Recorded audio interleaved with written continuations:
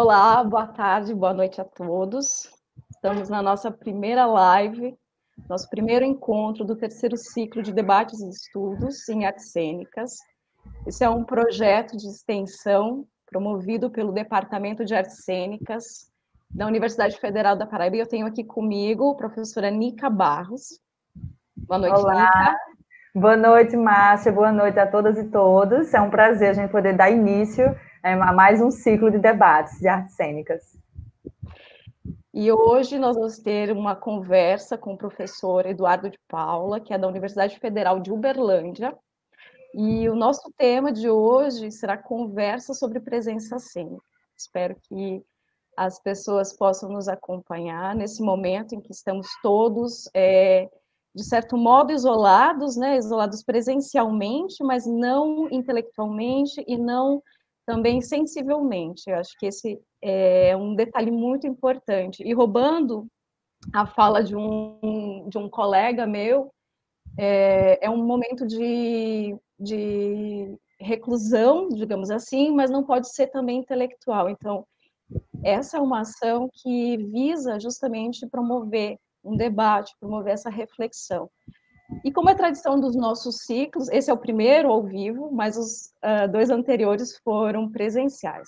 Essa é uma conversa. Então, a gente tentou encontrar um modo mais adequado para conseguir abarcar e proporcionar essa experiência a todo mundo. E uma coisa maravilhosa, né, desse ciclo de debates, inclusive que a gente gosta muito desse evento, eu tenho uma honra de poder estar participando agora, porque desde o primeiro ciclo que eu venho acompanhando o trabalho de Márcia, enfim, e todos os debates riquíssimos que vêm sendo desenvolvidos, é que ele justamente é de uma maneira muito horizontal, onde todos e todas podem participar. Então, da maneira como era no presencial, todo mundo podia fazer suas indagações, seus comentários, e aqui vai ser do mesmo jeito. Vocês podem coloca lá no chat as perguntas de vocês, os comentários, enfim, fazer as colocações, serão muito bem-vindas e para a gente vai ser muito rica e importante essa interação. E para começar, então, eu gostaria de apresentar a equipe. Como eu disse no início, esse é um projeto de extensão e eu vou começar apresentando eles que são o motivo desse ciclo de debate existir, porque estão fazendo todo esse trabalho de divulgação, todo esse trabalho de construção de redes sociais, pensando, estudando, refletindo sobre as temáticas, junto com a gente que está coordenando esse projeto. Então, eu vou chamar primeiro a Elson Felinto. Olá, Elson.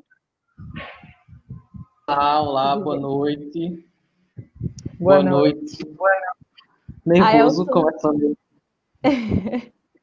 A Elson já é formado, já é bacharel em teatro e agora voltou para a licenciatura em teatro, no nosso curso de licenciatura em teatro, obviamente, da Universidade Federal da Paraíba. Eu vou chamar agora Miguel. Miguel II. Também é formado, bacharel em teatro, e voltou também, agora está fazendo a licenciatura em teatro. E é o responsável, é o bolsista desse projeto, né? Tem sido responsável por toda a divulgação, elaboração dos materiais, pensando e discutindo aqui junto o melhor modo da gente conseguir divulgar essa ação e chegar em mais pessoas. Obrigada, Miguel. Eu que agradeço. Eu vou chamar agora... Eu vou aproveitar esse momento aqui já para começar a interação.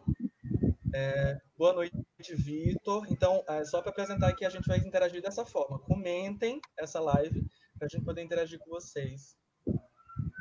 Marinalva Rodrigues, boa noite também. Boa noite, Marinalva. Marinalva é palhaça, atriz e professora da Rede Pública de Ensino. Seja bem-vinda, Marinalva. Sandra também chegando. Sandra chegou, boa noite. E vamos continuar. Eu vou chamar, então, Railson, nosso outro colaborador.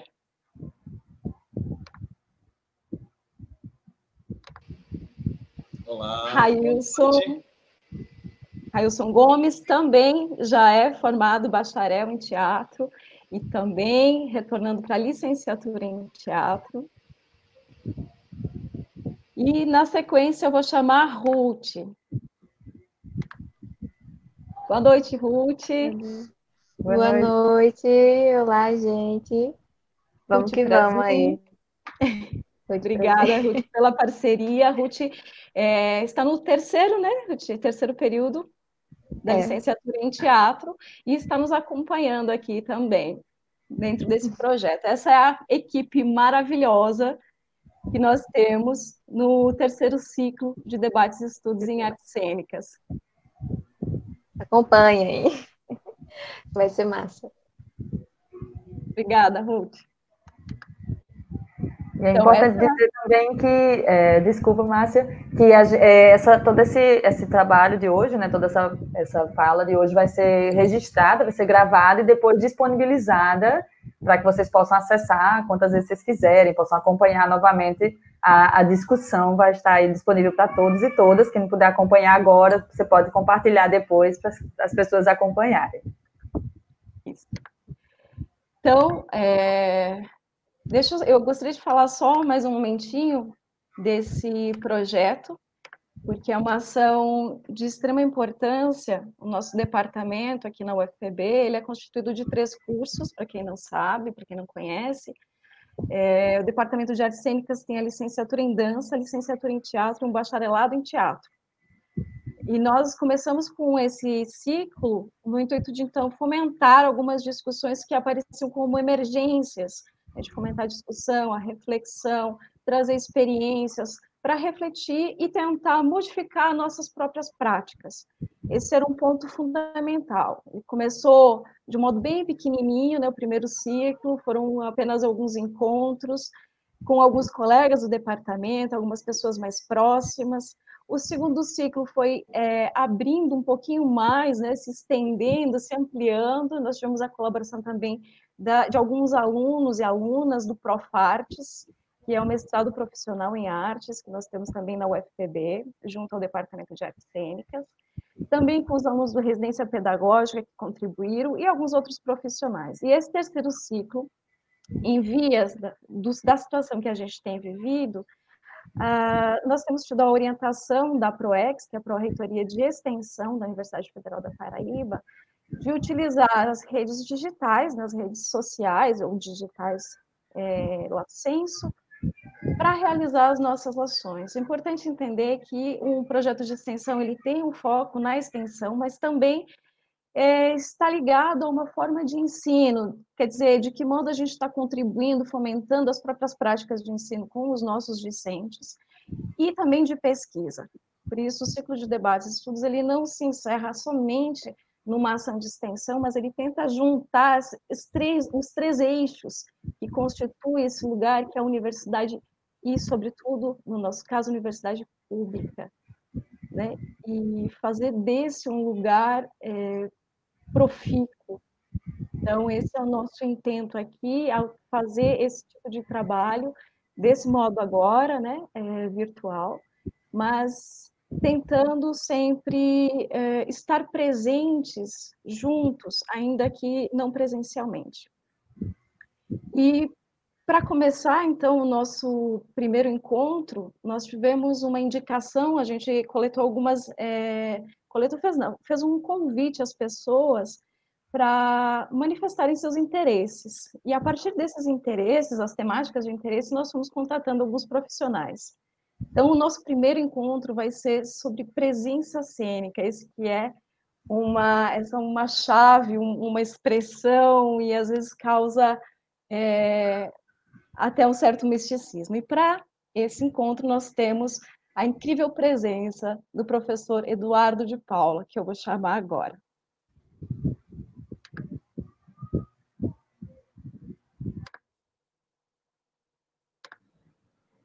Boa noite, Eduardo. Olá, boa noite a todos. Obrigado pela incrível presença, Márcia.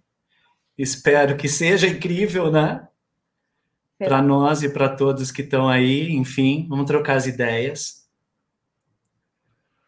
Eu vou começar te apresentando, Eduardo. Ok.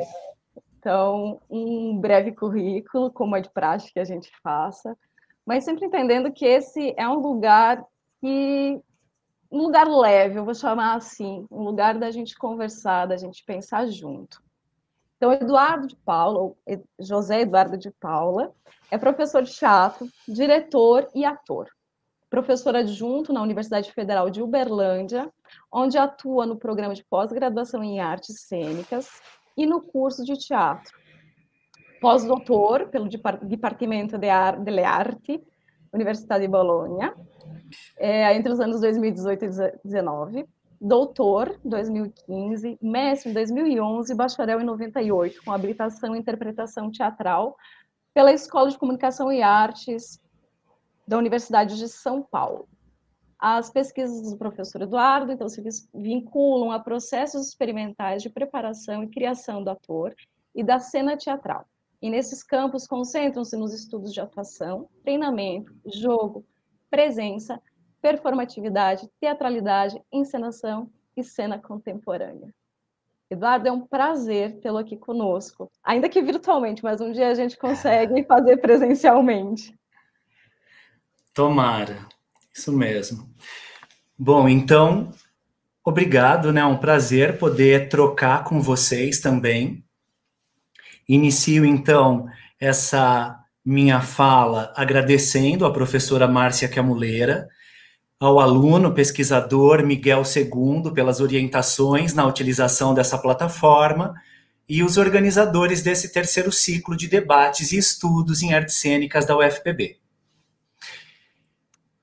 Esse encontro virtual, denominado Conversas, e promovido por um grupo de estudos, me parece acertado por tentar possibilitar trocas e debates de ideias a partir do paradigma anterior ao assolamento global imposto pela pandemia da Covid-19.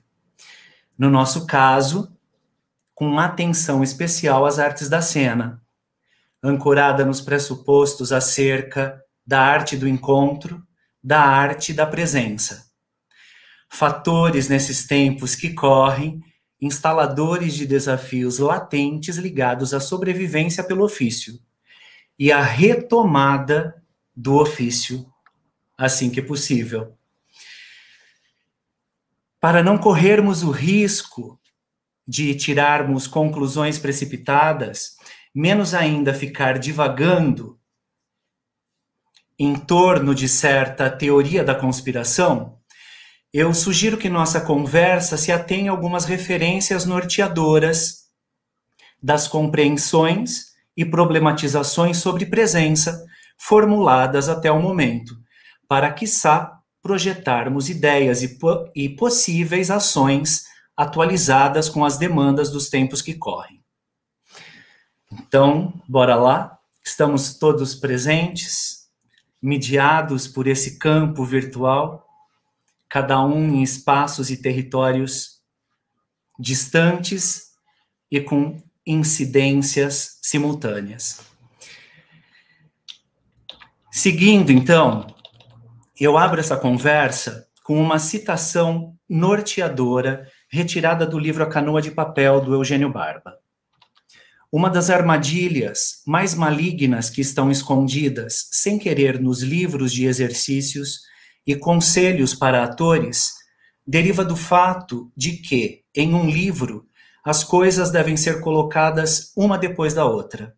Não podem estar entrelaçadas, transformarem-se em texto, mas constituem livros de textos que remetem a um contexto, o único a dar-lhes sentido. Então, sugiro que permaneçamos atentos para as afirmações e certezas decorrentes dessa nossa conversa. Desconfiem, mantenham-se curiosos e prontos para colocar em xeque todo o encanto que as teorizações revelarem, com certezas ou seguranças nos processos criativos do ator. Com isso, passo a uma necessária circunscrição. Como essa conversa é mediada por um termo-chave, proponho acompanharmos algumas compreensões sobre presença a partir de definições encontradas nos dicionários, primeiro da língua portuguesa, o Aurélio, no dicionário de filosofia do Nicola Boiano, no dicionário de teatro do Patrício Pavy, é uma condição, né? Todo mundo usa, e no dicionário de antropologia teatral do Eugênio Barba e do Nicola Savarese, entre outras bases teóricas que serão devidamente citadas quando convocadas a colaborar com as reflexões. Então, nós, aqui, presentes e devidamente enquadrados pelas objetivas de nossas webcâmeras, sigamos. Os verbetes aqui transpostos foram por mim recortados, considerando as relações entre as definições encontradas nos dicionários e o tema aqui abordado. No dicionário Aurélio, o verbete define presença primeiro como um substantivo feminino. O fato de uma pessoa estar num lugar específico. Existência de uma coisa em um lugar determinado. Fato de existir, de ter existência real num local. Participação em alguma coisa. E segue com outros detalhamentos que, por enquanto, não vem ao caso. Então, retomando essas primeiras acepções, destaco que presença é igual ao estar, ao fato de existir, à participação. Questões que fazem emergir, abre aspas, o físico estar no mundo, definido por Érica Fischer-Licht. Vejamos, o físico estar no mundo conecta tanto a produção da corporalidade na realização cênica, quanto a produção performativa da corporalidade com o fenômeno da presença. O ator é um sujeito em que obra e existência são duas instâncias que coexistem, ou seja, no qual incidências simultâneas coabitam. E a partir dessa coabitação poderíamos também enveredar com as questões relacionadas aos duplos propostos já por Antonin Artaud, mas isso a gente pode deixar para uma outra conversa. Seguindo num outro dicionário, no dicionário de filosofia do Nicola Boiano, o verbete sobre presença a define como um termo empregado em dois significados principais. O primeiro, existência de um objeto em certo lugar, presença convocada pela ausência e pela evocação. Então, a ausência e a evocação são traços da memória. Por exemplo, esse exemplo é do próprio dicionário, né? Tal sujeito estava presente à reunião de ontem. Então, nesse hoje, a gente tem ciência da presença de alguém que estava ontem num determinado lugar. Então, é uma presença via evocação, ainda que essa ausência me conecta via memória com esse sujeito. Segundo, a existência do objeto, sujeito e ou coisa, numa relação cognitiva imediata. Assim, disse que um objeto, esse objeto relacionado a um sujeito e ou coisa, está presente quando é visto ou é dado a qualquer forma de intuição ou de conhecimento imediato. No primeiro verbete, presença em certo lugar, então, retomando, conota evocação, memória e ideia. No segundo, a relação cognitiva imediata emerge o aqui e agora de incidências simultâneas entre sujeitos, ideias, objetos, materialidade e imaterialidades, objetividades e subjetividades principalmente. Seguindo, o verbete observado no dicionário de teatro do Patrício Pavy, presença define-se da seguinte maneira: ter presença é, no jargão teatral, saber cativar a atenção do público e impor-se. É também ser dotado de um quê que provoca imediatamente a identificação do espectador, dando-lhe a impressão de viver em outro lugar, num eterno presente. A presença também é o grande desafio dos teóricos colocados diante de um mistério inexplicável. E o próprio e o próprio Pavy passa a citar Jean-Pierre Rangat, quando ele diz que nem sempre a presença, existe através das características físicas do indivíduo, mas sob forma de uma energia irradiante, cujos efeitos sentimos antes mesmo que o ator tenha agido ou tomado a palavra, no vigor de seu estar ali. Então, a presença é vista como mecanismo para cativar a atenção do público e impor-se, um mistério inexplicável e uma energia irradiante, cujos efeitos podemos sentir antes mesmo que o ator tenha agido ou tomado a palavra. O outro verbete, garimpado nos livros A Canoa de Papel e A Arte Secreta do Ator, Dicionário de Antropologia Teatral, o primeiro do Barba e o segundo do Barba, com o Nicola Savarese, encontramos outras acepções que circunscrevem a presença. No livro A Arte Secreta do Ator, encontramos a seguinte afirmação: existem atores que não escutamos. Eles têm vozes bonitas, uma descrição impecável. Temos o prazer de vê-los e a eles são confiados papéis importantes. Na hora que entram em cena, ficamos atentos, mas depois de 5 minutos, toda a nossa atenção é tomada por um ator desconhecido que interpreta um personagem secundário, mas que possui o maravilhoso dom da presença. Estar lá, agradar ou não agradar, causar interesse mesmo irritando, ainda que não se queira ser observado, preencher o próprio lugar no espaço, tornar-se necessário. A presença é uma qualidade discreta que emana da alma, que irradia e que se impõe. O ator, quando tem consciência da própria presença, ousa exteriorizar aquilo que sente e o faz de modo apropriado, porque não precisa se esforçar. O espectador segue ou escuta. A arte do ator tem algo de misterioso. Seu sucesso não depende apenas do estudo, da preparação, da inteligência e da vontade. Aqui eu fecho aspas, porque todo esse trecho é uma citação do Barba. E aí sigo. Ou seja, ainda que haja preparação, inteligência e vontade, elas não são garantia de eficácia ou de sucesso, muito menos do fracasso. Já no livro A Canoa de Papel, presença e pré-expressividade, que é uma parte específica do livro, né? Nos deparamos com uma passagem na qual o Eugênio Barba compartilha memórias sobre sua experiência como imigrante. Vamos seguir. Estar em território estrangeiro possibilitou-me deparar, abre aspas então, né? É um trecho do Barba, possibilitou-me deparar com a cotidiana e desgastante oscilação de ser aceito ou recusado em bases pré-expressivas.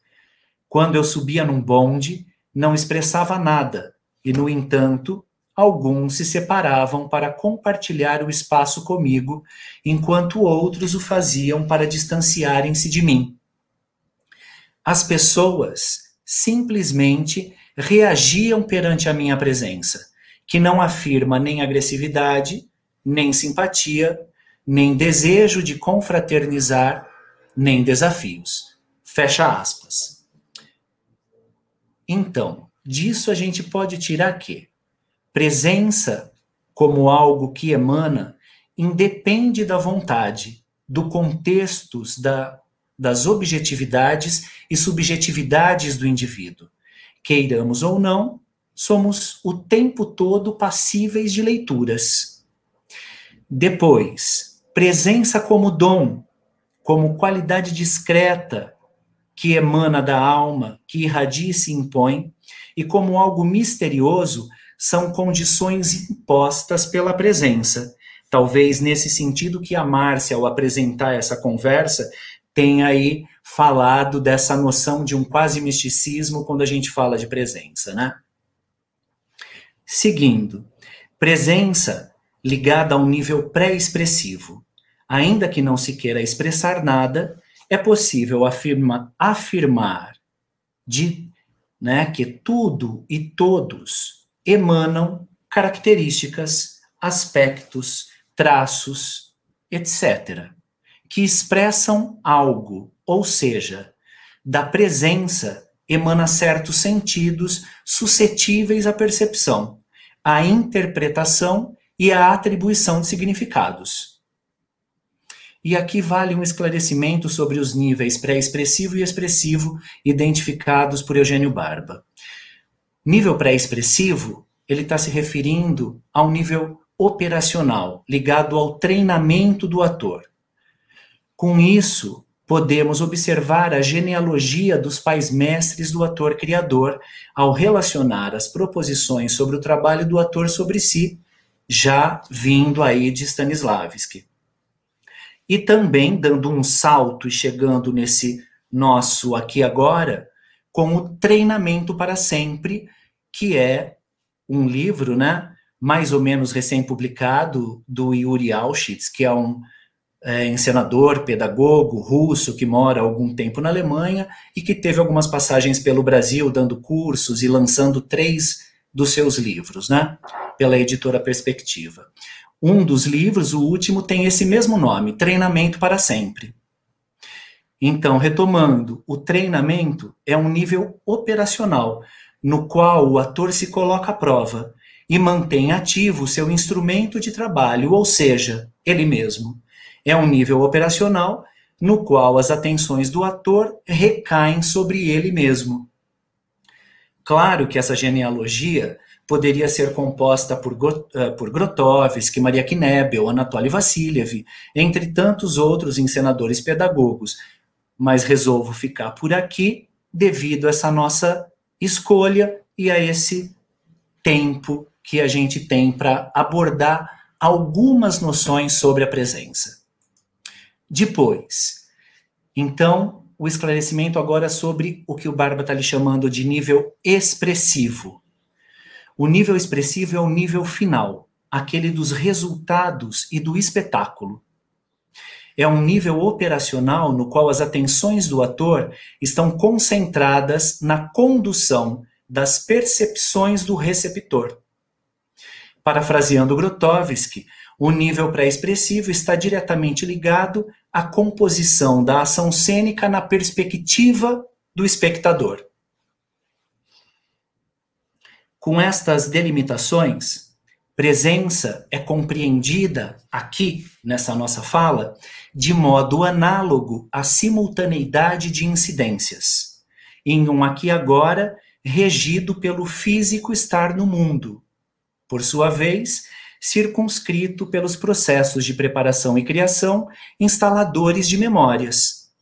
Esta, de acordo com a conotação particular à sua função, a qual, embora relacionada à historicidade e à acepção de receptáculo, está intimamente ligada à experiência e às potências de um devir que impulsionam e motivam um jogo de incidências simultâneas, que modelam e ou interferem na presença cênica do ator. Deste modo, podemos considerar que a presença cênica é modelada por uma simultaneidade de incidências, do mesmo modo que certa simultaneidade de incidências modelam a presença cênica. Se assim pode também ser, esta consideração alinha-se às proposições da antropologia teatral. No sentido que o trabalho do ator funde em um único perfil 3 aspectos diferentes, correspondentes a 3 níveis de organização bem distinguíveis.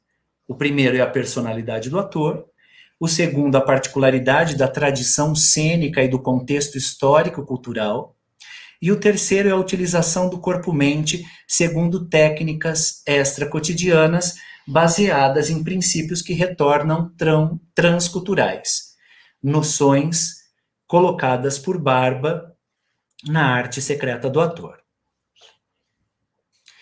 Este recorte, assim desenhado a partir das proposições observadas na antropologia teatral, nos permite compreender a fusão de aspectos diferentes em um único perfil, de modo análogo à simultaneidade de incidências.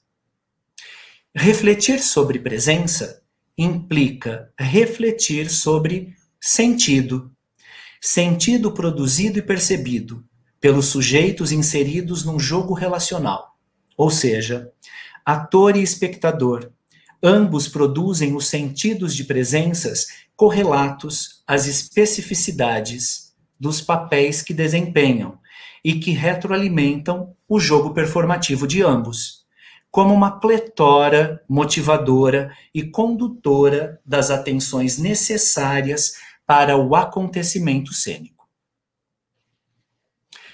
Para colaborar com as discussões sobre presença, também acredito que devemos minimamente abordar noções-chave acerca de treinamento e dilatação, pois, em parte, acredita-se que o treinamento técnico possa fazer com que o ator chegue a modelar o bios cotidiano em bios cênico.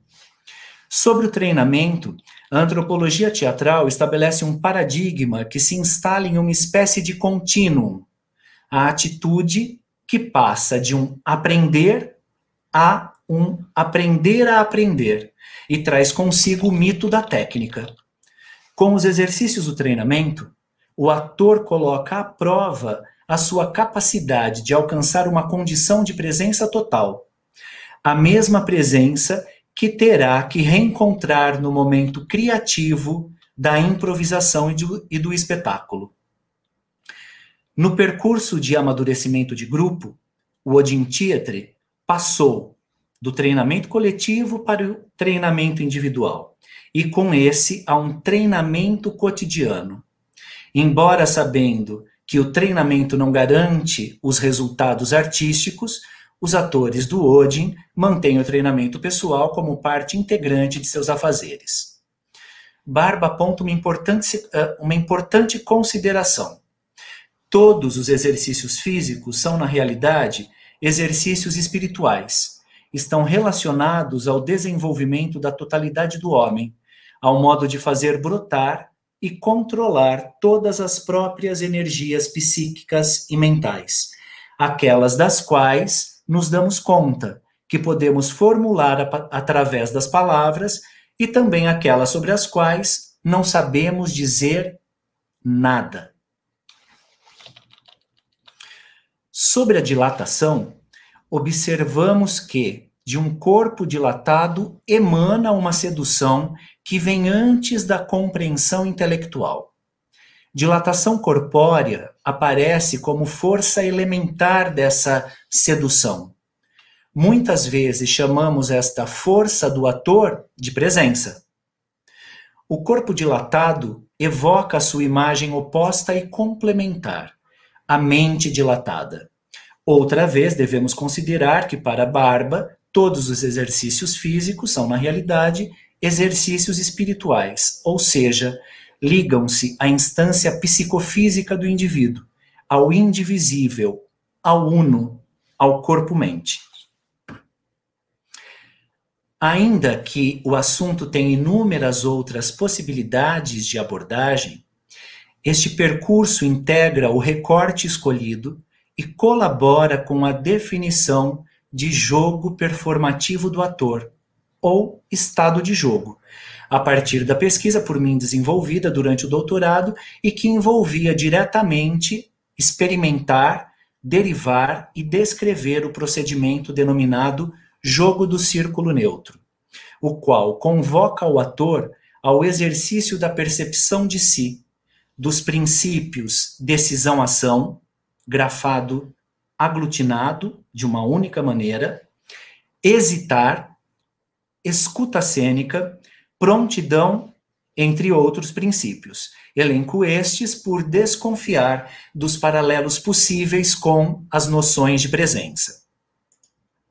Então, considerando que as distintas formas de jogo também as chamamos jogo, observamos que esta terminologia traz consigo aspectos de previsibilidade e imprevisibilidade, de acidente e risco, de sucesso e fracasso, os quais obrigam aqueles que se colocam em condição de jogo movimentar em si mesmo uma qualidade de presença tal que o estado de prontidão gerado possa promover os ajustes necessários aos diferentes acontecimentos do aqui e agora, uma espécie de estar presente no presente. Essa condição da atitude é nomeada, então, como estado de jogo. Assim, a presença cênica emerge também como comportamento e condição de prontidão, que permitem ao ator estar presente no presente, assumir os riscos, acidentes e imprevistos a partir da instalação de um estado de jogo que o mantém permeável ao real e conduzir os sentidos do espectador. Quase fechando, para a gente abrir para a conversa. O que fizemos até agora foi um exercício de interpretação, ou seja, identificação e atribuição de sentido. Identificamos presença, presenças, presença cênica e atribuímos sentidos a partir de um campo dado por um referencial teórico. Para encerrar esse momento da conversa, traço 2 posicionamentos que me contemplam. O primeiro deriva das acepções sobre lugar de fala de Djamila Ribeiro, que permite situar as falas e as reflexões aqui compartilhadas com o contexto das ações por mim desempenhadas, a sala de aula e os processos experimentais de preparação e criação do ator, do aluno-ator, do ator-jogador, do ator brincante, do ator amador. Este último, em particular, com a acepção ligada não ao diletantismo, mas à paixão. O segundo posicionamento me permite encerrar como iniciei, citando Eugênio Barba, ao afirmar que A Canoa de Papel é um livro. As correntes são as matérias em movimento da multiplicidade dos teatros e de seus atores, experiências e memórias. Ele diz poder colaborar somente com quem sabe a arte da autodisciplina, que acredita somente nos teimosos. Para eles, estes teimosos, é que Barba diz escrever tal tratado, o livro A Canoa de Papel. Mas adverte, não acreditem que lhe servirá. Não acreditem que possam prescindir dele. Então, para aqueles que esta conversa até esse momento fez algum sentido, sugiro que desconfiem das asserções aqui proferidas, ou que não as considerem ao pé da letra. O campo filosófico é belo. Nele as ideias permanecem sempre justas, mas a prática do ofício apresenta desafios cotidianos, geradores de descobertas que as teorias ainda estão por escrever. Agradeço as presenças. Merda. E abrimos então para a conversa. De volta. Obrigada, Eduardo.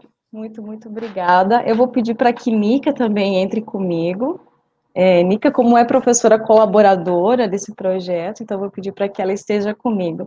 E também vou dizer que essa questão de tecnologias, às vezes, nos deixa em uma situação bem delicada. Eu perdi uma parte, porque, efetivamente, minha internet deu um problema. Caiu. Mas consegui voltar, certo? A princípio, nós temos aqui 3 questões, pelo menos pelo que eu pude ver, então também vou pedir ajuda, se talvez tenha entrado alguma questão, Nica, que eu não estava aqui. Eu tenho de Gerlane, de Railson e sua, A sua você pode fazer, obviamente. Pode começar, então. Primeiro, agradecer demais, né, a presença do Eduardo. E, assim, primeiro que esse tema, para mim, é super importante, né? A questão da discussão da presença sempre foi uma coisa que atravessou muito os trabalhos, né, que eu desenvolvo como atriz, como diretora, e a gente discute também muito a relação da presença e na palhaçaria também, né?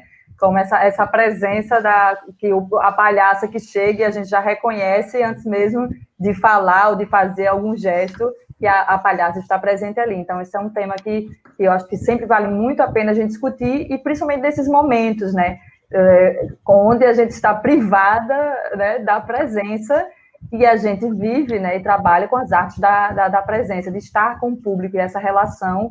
E aí eu fiquei, enfim, eu fiz uma pergunta lá no Facebook, e aí já me surgiram várias outras para se fazer, mas a primeira coisa assim, que eu queria que você falasse, que eu amei demais a sua dissertação, né, os termos que você utiliza, a própria maneira como sua escrita está na dissertação, e teve um termo que você utilizou, que se você pudesse falar um pouco sobre ele agora, que me chamou muita atenção, que é quando você fala, deixa eu achar aqui, para não ter que abrir lá, deixa eu ir olhar aqui no Facebook como eu coloquei, que na sua dissertação você fala sobre potência-memória, as memórias efetivas.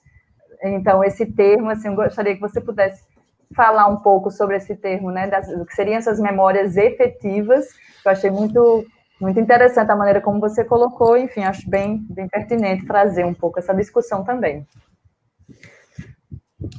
Tá, ok. Legal. Nica, obrigado aí, né, pelas perguntas, e daí a gente pode refletir um pouco juntos também e chegar em outros lugares de reflexão, né?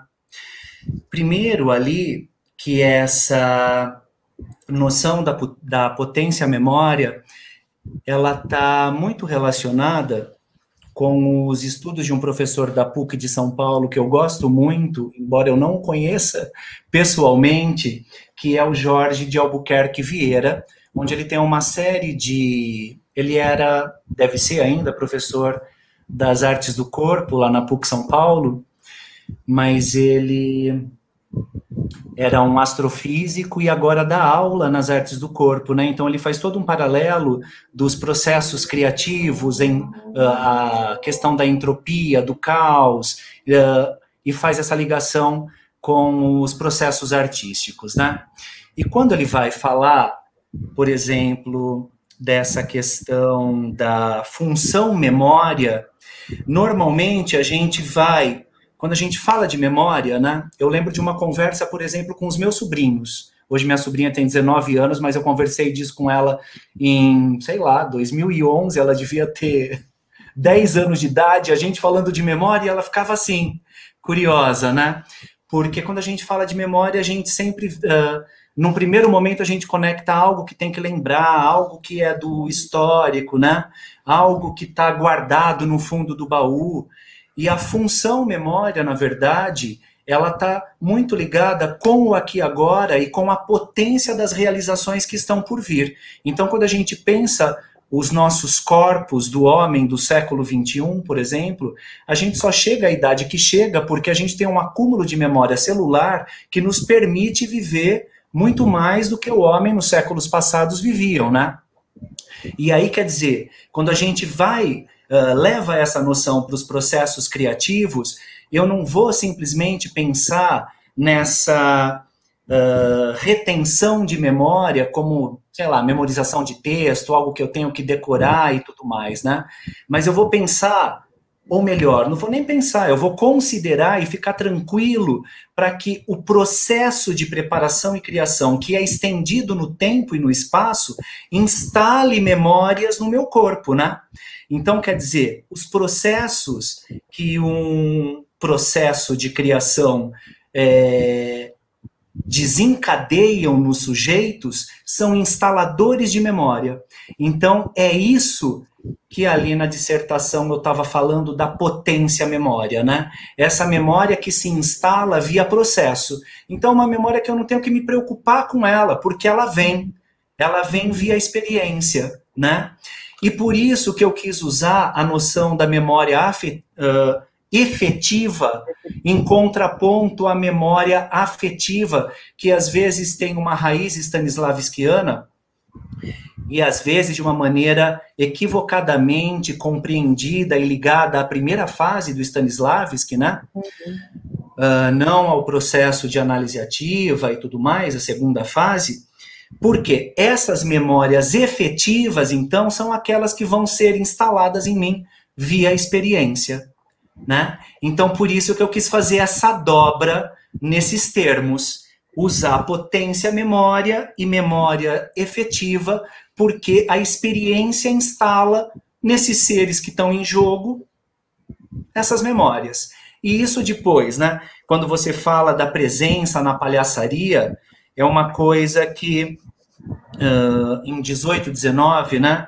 Quando eu terminei o meu doutorado e depois, o doutorado eu terminei em 2015, mas a gente nunca termina uma pesquisa, né? A gente termina uma pesquisa e sabe que tem várias coisas para continuar. E ali eu sabia que eu tinha descoberto um cara e que eu não sabia nada dele, que era o Thierry Salmon. E eu me mandei lá para a Itália para fazer um pós-doc de 1 ano e ficar estudando os 2 últimos processos de criação desse cara, né, que foi um encenador belga que desenvolveu toda a sua carreira artística em solo italiano, né? E o Thierry, um dos estudos dele é muito ligado a essa noção de permeabilidade ao real. E aí, quando você traz essa noção da palhaçaria, da presença, é como a gente se conecta com o real, né? Como a gente se coloca em relação ao risco, ao acidente, ao imprevisto, e utiliza essas coisas de um modo que retroalimenta o jogo, né? E não que me assusta no sentido de me bloquear, mas que me retroalimentam e me colocam em ação.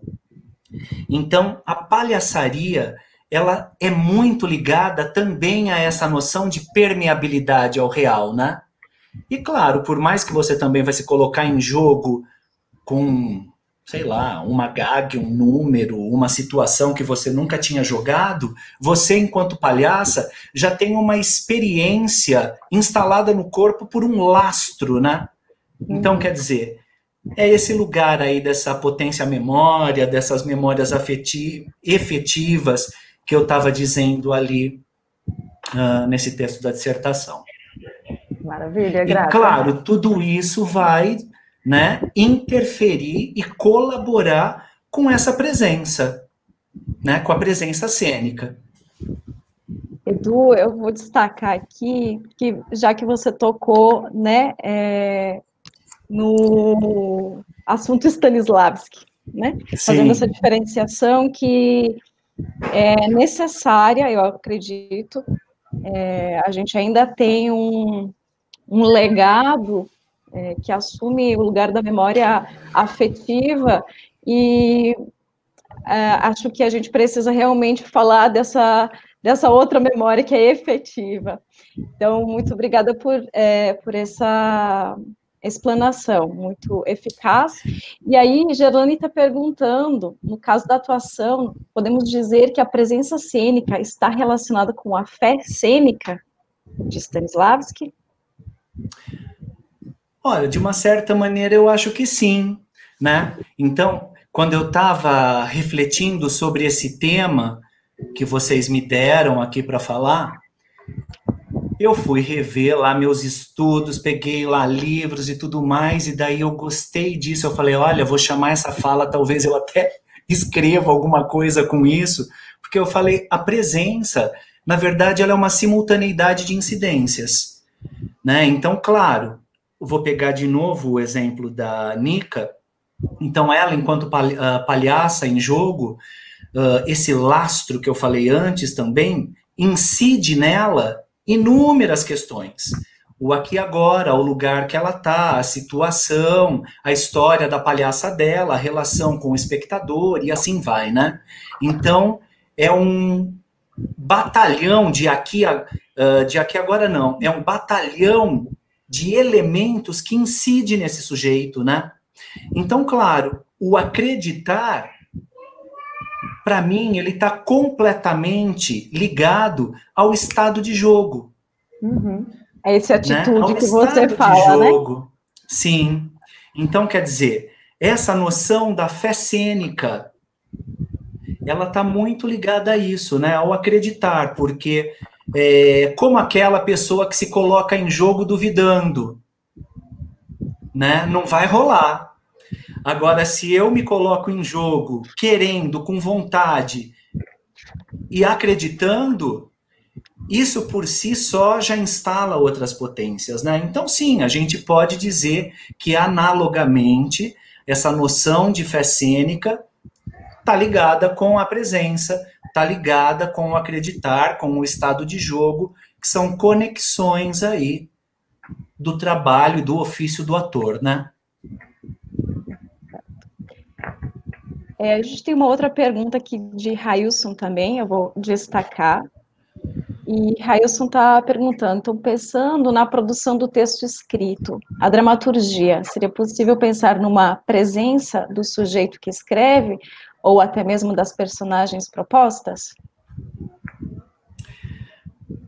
Já está dada a resposta, Railson, né, na sua pergunta. Sem dúvida alguma, né? Sem dúvida, porque daí a gente já está pensando num... Né, a sua pergunta permite a gente já conectar essa dramaturgia da ação, né, esse texto performativo que é a própria encenação, né? Porque daí é o autor no texto dos personagens, a leitura do ator, do encenador, é essa trama de ações que nos levam lá para a encenação.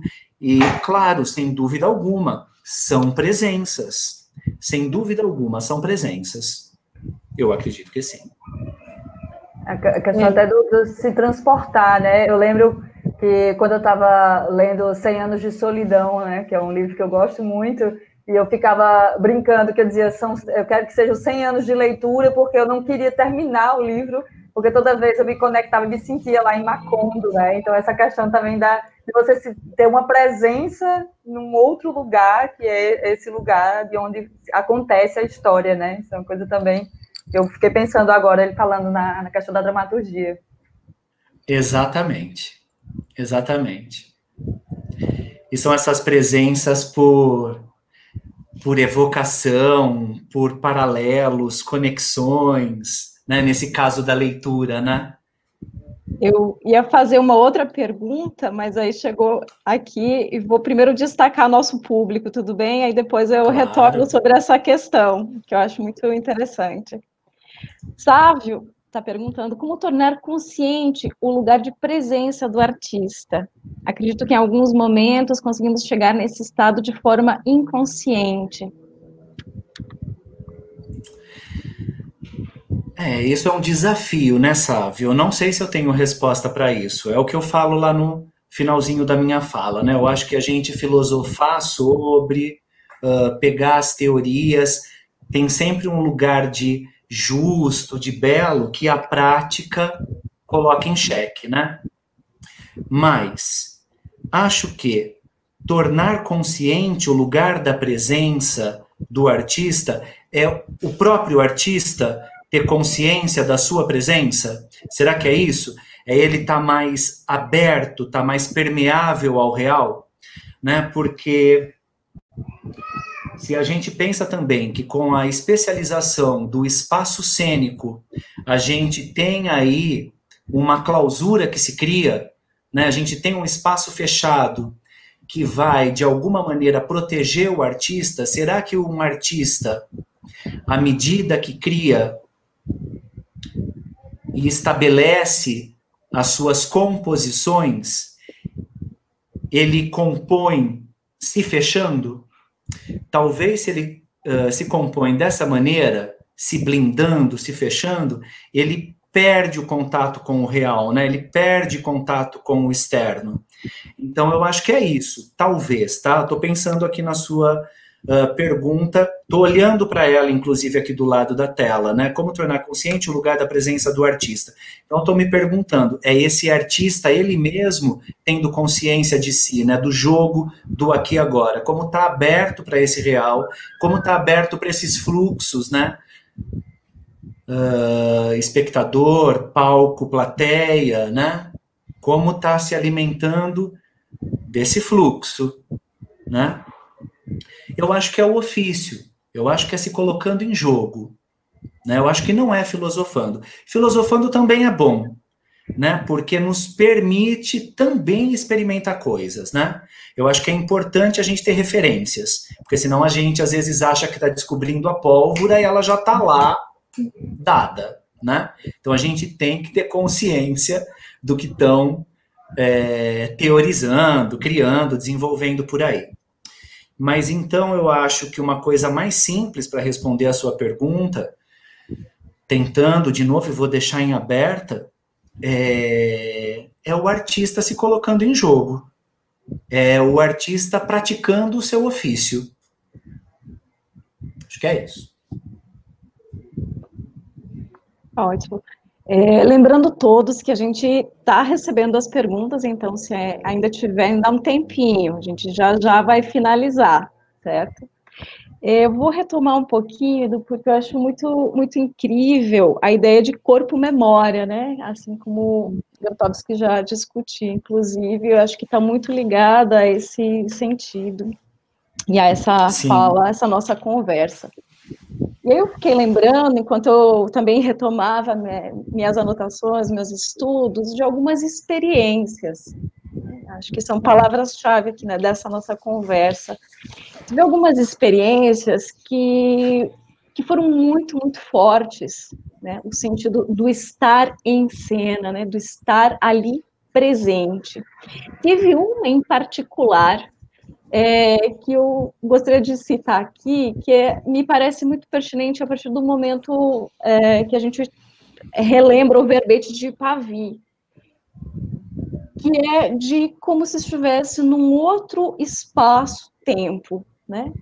Essa efetiva criação de um espaço-tempo deslocado, mas conectado com o espaço-tempo real, quer dizer, eu estou em relação com o espectador, o meu corpo está em relação com o corpo do outro, a minha voz, enquanto extensão, ela está presente também. Então, é uma memória muito forte, né?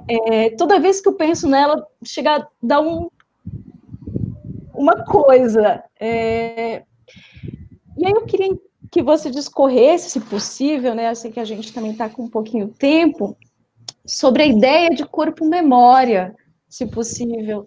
Porque você já falou antes, e acho que é a questão do corpo-memória em relação à ideia de precisão, que para mim é um dos fatores mais fundamentais da presença cênica. Quando eu entendo a presença cênica enquanto qualidade, obviamente existem vários elementos dentro dessa qualidade, né? Para mim, uma delas é a precisão, assim. Então, se você puder tecer alguma consideração a respeito de um corpo-memória, né, também ligado a essa presença, também ligado ao momento, né, à realidade, ao estar presente aqui, à experiência, e, enfim, se puder tecer algum comentário. Tá. Márcia, então aqui a gente meio que refletindo juntos, né? Eu acho que ali no livro da Tatiana Mota Lima, professora lá da Unirio, o Palavras Praticadas, né? Eu acho que tem considerações ali bem bacanas sobre o corpo-memória, mas eu não quero entrar nessa seara do Grotowski, que eu também acho que vou, pela sua primeira colocação, tentar falar e refletir aqui junto a partir da memória da experiência, né? Quando você fala das suas experiências, eu também lembro que, como ator, eu trabalhava num espetáculo que ficou por um tempo estendido em cartaz, né? Ah, o filhinho da Nica. Kaique. Ah, uma presença. Oi, Kaique. E aí, esse tempo estendido de estar em cartaz, e era um espetáculo que tinha muita entrada e saída de cena, só que essa saída de cena não era um estar fora do espetáculo, né? Tem esse por trás da coxia, que também não era coxia, porque era um espaço que era um galpão, com arquibancadas em U, a gente se posicionava por trás do público, quando tinha que entrar e sair. E esse tempo expandido parece que instala também, né? No campo, no nosso campo perceptivo, uma supraconsciência. Então, você está fora, você tem a percepção desse organismo que é o espetáculo, e que você está fora, mas não está fora. Daqui a pouco você sabe, tá, eu vou ter essa entrada, vai acontecer aquilo, mas isso não significa adiantar a ação que está por vir, né?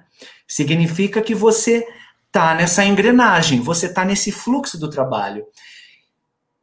E isso, na época, né, às vezes até, eu acho que isso é um campo sensível, é uma memória realmente sensível, porque às vezes dá um certo, né, arrepio quando a gente lembra dessas coisas, porque eu acho bonita, na verdade, né? Que você fala, nossa, isso parece, isso tem um paralelo direto com o ritual, né? Isso não tem que me transportar para lugar nenhum, isso não tem noção nenhuma, né? Não tem compromisso com a eficácia, mas você entra num fluxo que é um fluxo ritualístico, né? Então, quer dizer, como que se dá esse corpo-memória, né? Esse corpo que está nesse lugar, mas esse lugar também de uma supraconsciência. E, claro, penso também nesse lugar da precisão, que também são esses termos meio que chave, né? Ligados aí ao Barba, ao Grotowski, né? O Grotowski vai falar muito da questão da precisão e da espontaneidade, né? Aquela imagem clássica de um copo com vela, né? A partitura como estrutura e a vela como chama viva, né? Que é como você manter a estrutura viva, como você improvisar na estrutura, né? Isso seria a precisão, mas a precisão ela não pode, então, como a gente também estava falando antes, engessar o jogo do ator, né? Que às vezes quando a gente vai para uma construção de partitura, a partitura leva a gente para um lugar de uma coreografia abstrata que não tem nada a ver com o orgânico, né? E aí a gente perde a conexão, enfim.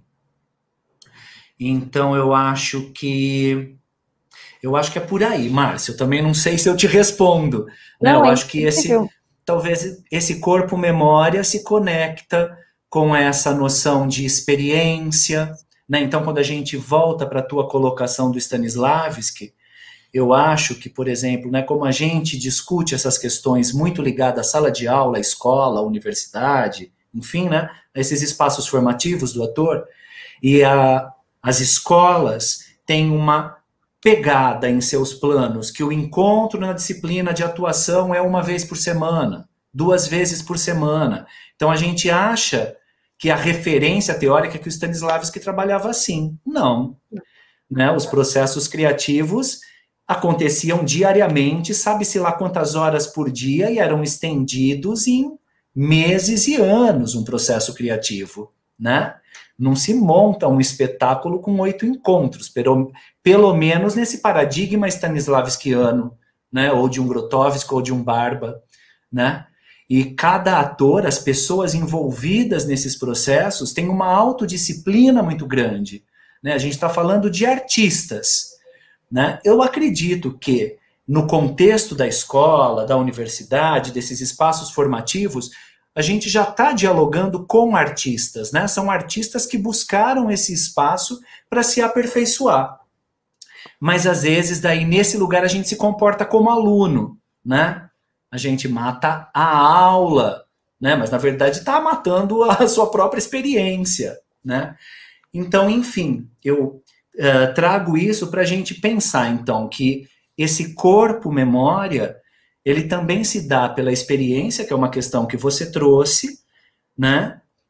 Porque também esses processos de preparação e criação, eles são estendidos no tempo e vão lá se ligar diretamente àquilo que eu estava falando, então, da potência memória e dessas memórias efetivas, né? É esse corpo carne, não é aqui, né? É um todo que é indivisível, né? Exato.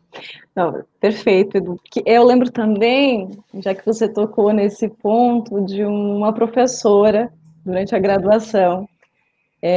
Às vezes as coisas não faziam muito sentido, mas quando passa um tempo a gente consegue amadurecer algumas experiências mesmo. Elas fazem mais sentido. E ela costumava dizer, não é o que a gente está fazendo só aqui dentro da sala de aula. Isso daqui tem que reverberar na sua vida. Enquanto você caminha na rua, é o seu olhar, é o seu corpo. Então, o treinamento do ator, ele não pode ficar condicionado dentro da sala de aula. Igualmente, como essa criatividade, ela vai tomar uma proporção, justamente emergir a partir de uma estrutura. Então, no momento que a gente tem uma estrutura que impõe determinados obstáculos e como o ator supera esses obstáculos, quer dizer, estando em jogo, estando ali. Então, são recordações, nesse caso, que estão comigo, assim, muito forte, e acho que fazem todo sentido junto com a sua fala. Bacana, bacana, obrigado. Nós temos mais comentários? Alguém mais, gente? Tem mais alguma pergunta? Eu estava assim, enfim, como eu falei, esse assunto, para mim, eu estou sempre recorrendo a ele, até pela questão desse trabalho também como professora, trabalhando em ensino não formal, a gente sempre vai, né? Muitas vezes eu tive a experiência de dirigir espetáculos e com pessoas que estão iniciando no teatro, e a questão eu trabalho muito essa questão da importância do treinamento e desse aqui e agora, né? De como perceber como colocar a mente no que está fazendo. E, geralmente, você em cursos livres tem pessoas que passam o dia todo trabalhando em outra coisa completamente diferente, né, que não é do teatro, geralmente não são artistas, não são pessoas que estão acostumadas com esse laboratório teatral, com esse treinamento teatral, e aí como ativar que as pessoas consigam fazer esse foco, né, esse trabalho do aqui e agora, que é essencial para esse desenvolvimento da presença. E também a dificuldade que, às vezes, se tem de compreensão por a presença, essa energia que emana, né? E como assim uma energia que emana? Como emanar isso, né? Como você se tornar presente? É muito complicado explicar isso, dizer isso, né? A gente até lê e, assim, certo, eu compreendo, mas no campo teórico não dá conta, né? Mas aí quando você vai para a questão do treinamento, quando você bota realmente o corpo no aqui e agora, é quase como se, opa, peraí, eu acho que é isso, eu estou sentindo nesse momento, né? E às Tem vezes, uma conexão. E às vezes a sensação é bem forte, né? Assim, de ficar arrepiado, né, de você sentir uma emoção física mesmo ali, que eu tenho, a Márcia falou daí dessas memórias dela, eu tenho muitas memórias relacionadas a esses momentos, essa coisa também de você levar isso, o treinamento está na vida, né? Eu lembro que quando eu estava sendo dirigida por Flávio Mello, eu estava num processo, e ele falava, a gente trabalhava muito sobre a questão da respiração, né, e como perceber essa respiração, e eu ficava, nossa, como a gente respira muito errado, né, a gente não tem essa respiração tão correta no nosso dia a dia, eu comecei a ficar pensando constantemente nessa respiração, e às vezes eu estava numa parada de ônibus, e aí começava a dar atenção à respiração, e parece que tudo mudava, assim, em volta, por essa atenção no próprio corpo, que eu acho que é tão importante para esse nosso trabalho, e eu acho que para a vida também, né? Estar no aqui e agora, estar no momento com plenitude e coragem, né? Então, esse momento que a gente está vivendo, é claro que é importante a gente não acompanhar completamente tudo de uma maneira de preservação, né? De saúde mesmo, mental, mas a gente também não se abster de pensar assim, vai passar, enquanto passa, é como se eu não estivesse vivendo isso. Não, estar pleno, né? Estar plena nesse momento e como transformar essas dificuldades em potencialidades, né? Então, eu fiquei no começo pensando, meu Deus, a presença nesse momento, como emanar essa energia através dessa tela, como se... Exatamente. Então, eu fiquei, quando falou desse tema, eu disse, nossa, é fantástico, porque é disso que eu venho pensando esse tempo todo. Como emanar essa energia através dessas telas, que serão nossas companheiras por um bom tempo, e a gente precisa arranjar uma maneira de sobreviver a isso, né? Sim, sim. A gente tem espaço para mais uma pergunta, Eduardo? Claro, por mim sim, tudo. A gente tem mais uma pergunta aqui. É comum haver oscilação da presença do artista em cena? Gerlane, que fez a pergunta, então, estou vendo aqui na tela, né, Márcia? Isso. Então, como eu tinha falado, estava abordando a questão da presença cênica com o estado de jogo, né? Eu não sei se é comum, mas ocorre, né? Acontece. Então, claro, o estado de jogo é algo que deve se manter ativo. Mas é claro que o sujeito que joga pode, num dado momento, deixar escapar, né, esse estado. O desafio está em manter o fluxo, né? Está em manter o estado de jogo. Mas pode acontecer. Tudo pode acontecer, né? A gente tem que estar permeáveis ao real o tempo inteiro. A gente não sabe. A gente está aqui, vocês estão aí em João Pessoa, pode ter um tsunami, sei lá, né? Não, já faltou energia hoje, tá bom. Chega. Mas é isso, né? Eu moro no 6º andar, eu espero que não, mas, né? Tudo pode desabar. Enfim, é a vida. Tudo pode acontecer, não temos garantia de nada. Você falando aí, eu fiquei pensando o tempo todo da relação com a rua, né? Você está em cena na rua. Isso, sim. Realmente tudo mesmo pode acontecer, né? Vem uma pessoa, entra na cena, interage com você, um cachorro passa, vem para cima de você, o carro de som passa, enfim, tanta coisa que acontece e você tem que estar conectado total com aqui agora, porque você também não vai negar, né? O que na palhaçada a gente diz muito isso, assim, não negar o que acontece, pelo contrário, agregar e jogar o tempo todo com isso aqui agora, com as experiências que estão acontecendo no momento. Então, eu acho que, enfim, essa discussão de presenças também dialoga muito com esse trabalho nesses outros espaços, né? Na rua, em espaços alternativos também, que você tem que estar segurando ali também essa presença o tempo inteiro, né? É aquela coisa de segurar o público, né? Porque se você, de repente, não dialoga, daqui a pouco as pessoas vão embora, não é como no teatro, que estão lá sentadas, né? Para lhe assistir, é diferente a relação. Exatamente. Ter essa atitude do artista de feira medieval, né? O compromisso em sustentar o espectador para você conseguir sobreviver do seu ofício, né? Então, é desenvolver o que acontece aqui, estar atento com o que acontece ao redor e absorver, e pescar essas coisas, né? É estar permeável mesmo.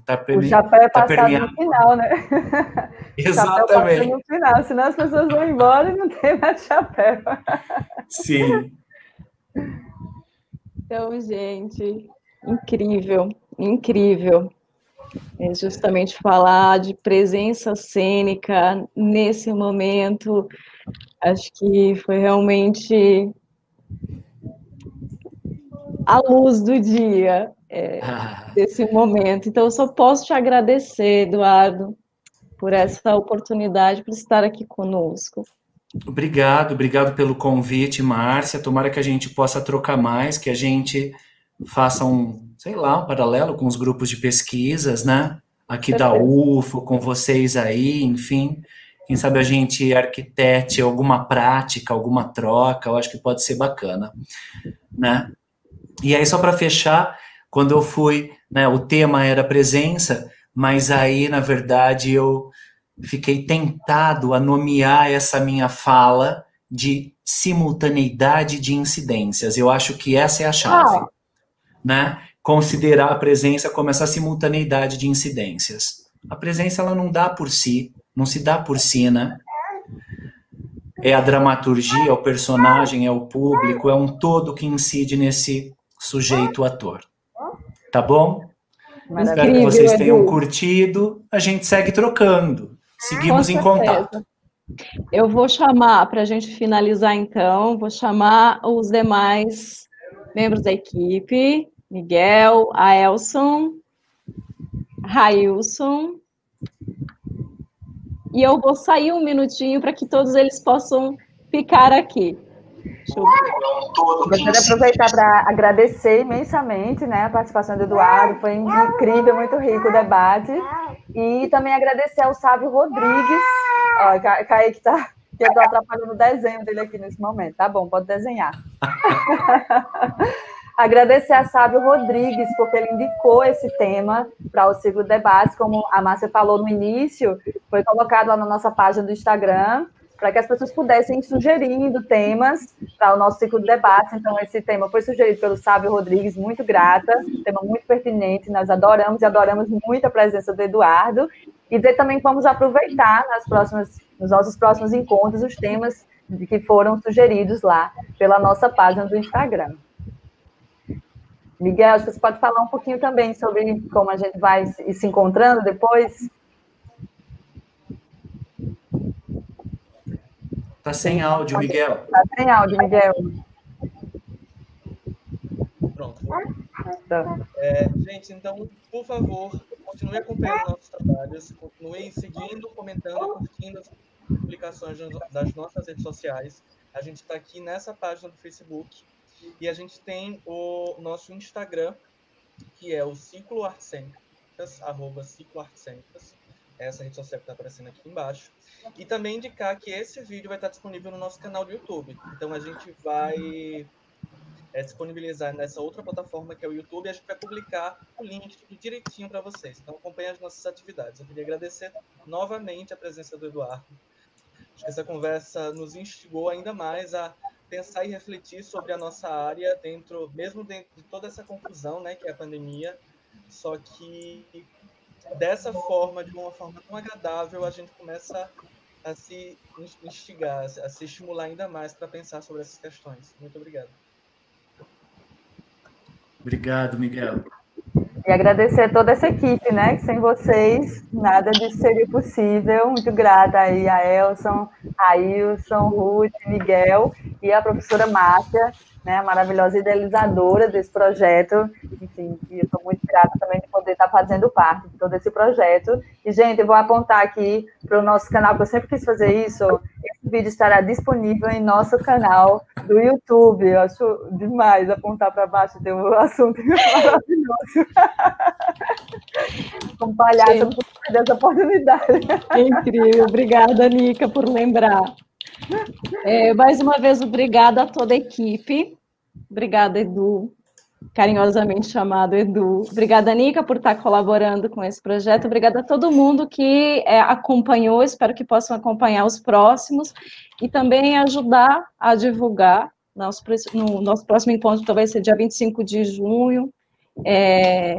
E a gente continua aqui para conversar sempre. Esse ciclo ele tem esse intuito, da gente conversar, trocar, refletir junto. Tá certo, gente? Então, boa noite a todos. Boa noite, obrigado, Márcia, obrigado a todos. Obrigado. Obrigada. Boa noite. Boa noite. Boa noite.